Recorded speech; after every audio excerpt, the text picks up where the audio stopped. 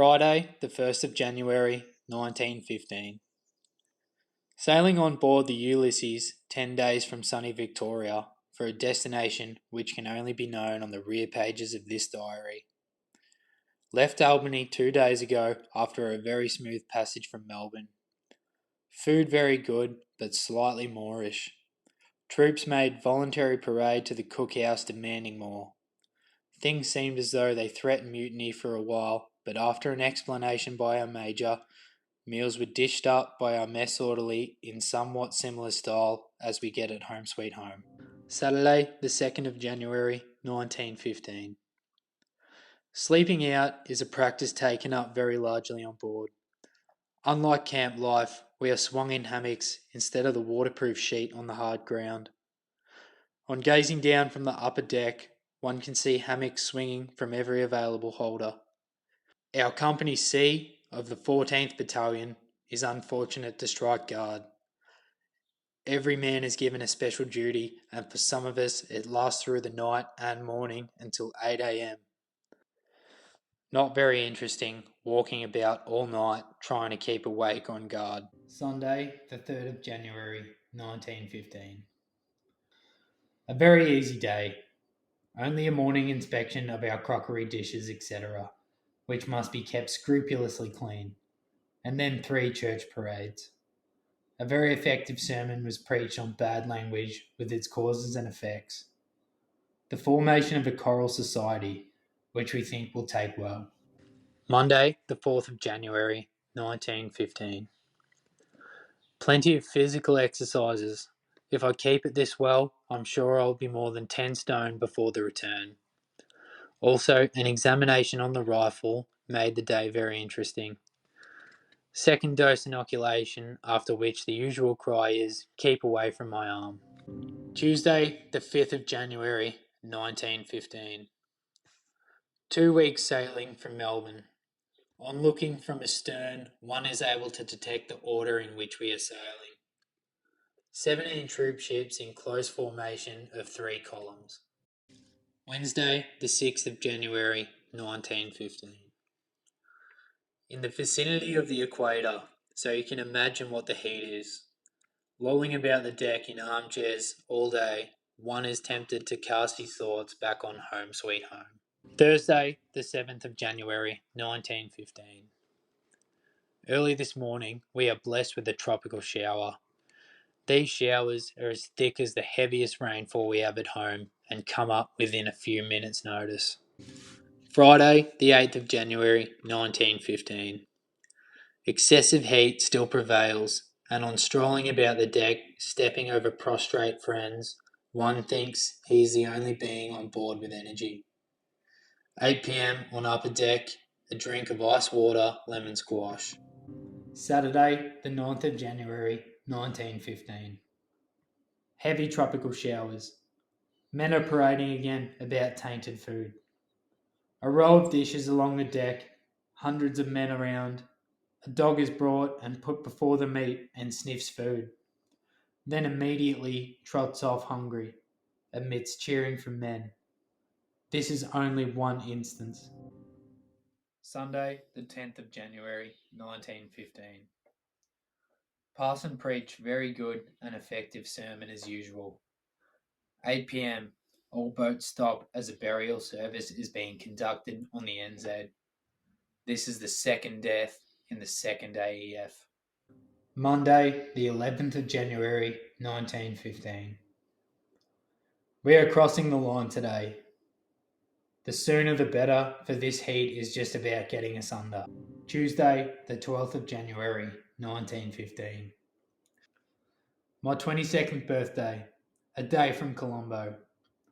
Not having seen any land since we left Australia, we naturally look forward to this treat with no little interest.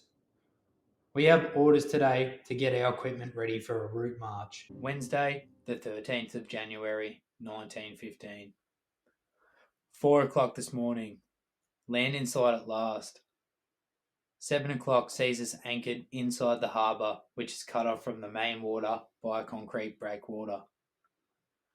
As soon as we pulled up into our position, we were very soon surrounded on all sides with Negroes with boatloads of tropical fruits of all descriptions.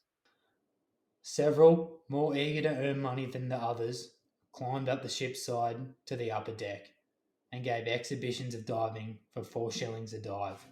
Friday, the 15th of January, 1915. Seemed almost a mutiny again.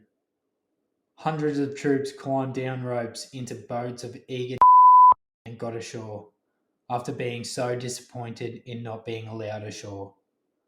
These defaulters were all caught and reprimanded for punishment at disembarkation.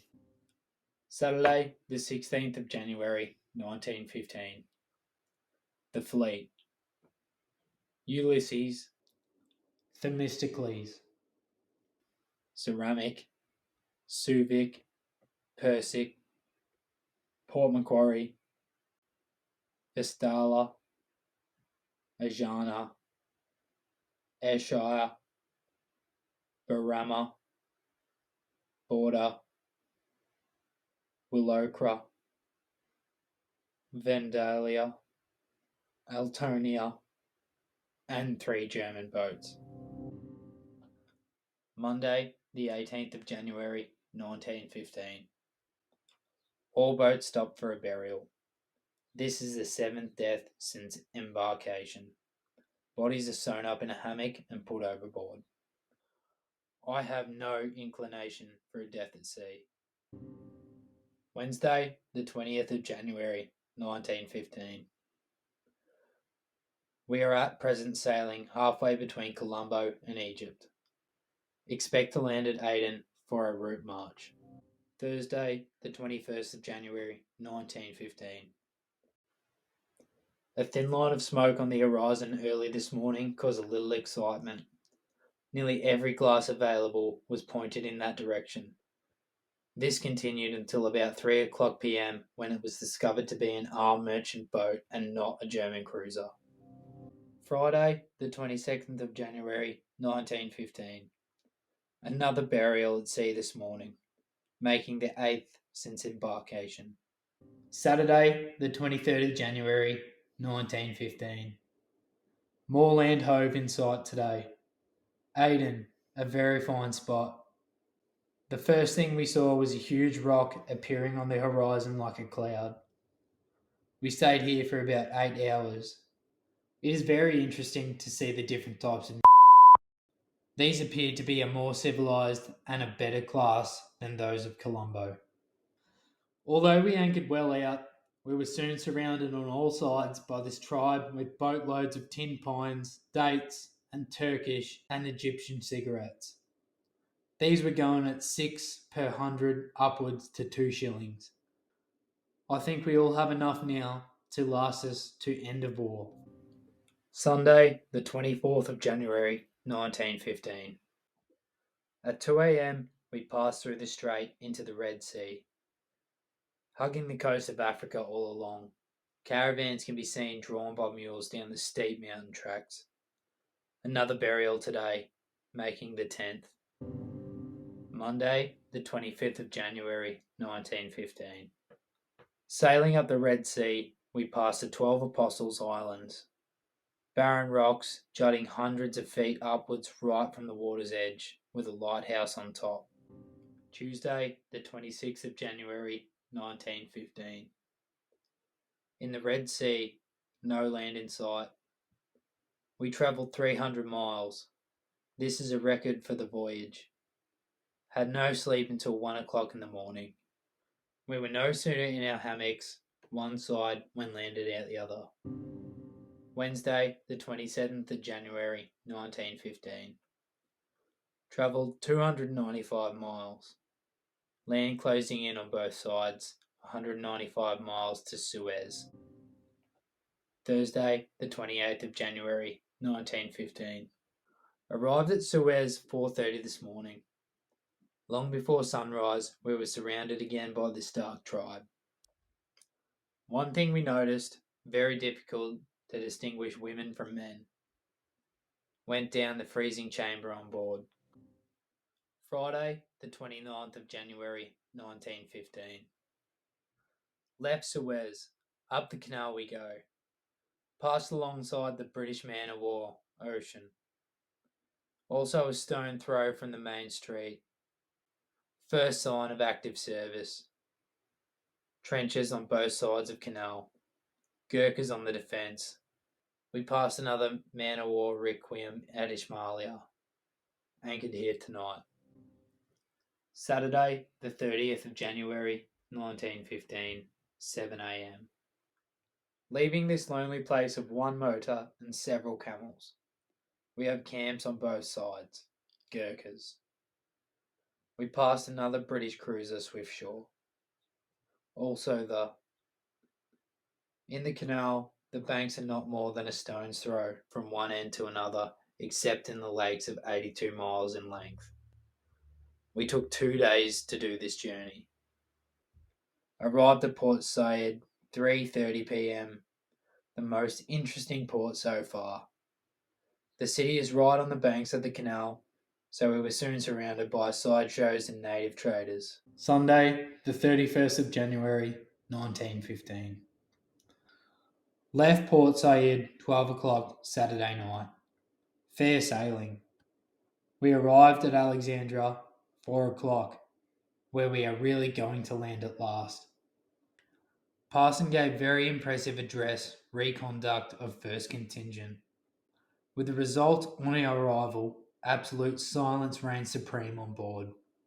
For the first time, we trod terra firma.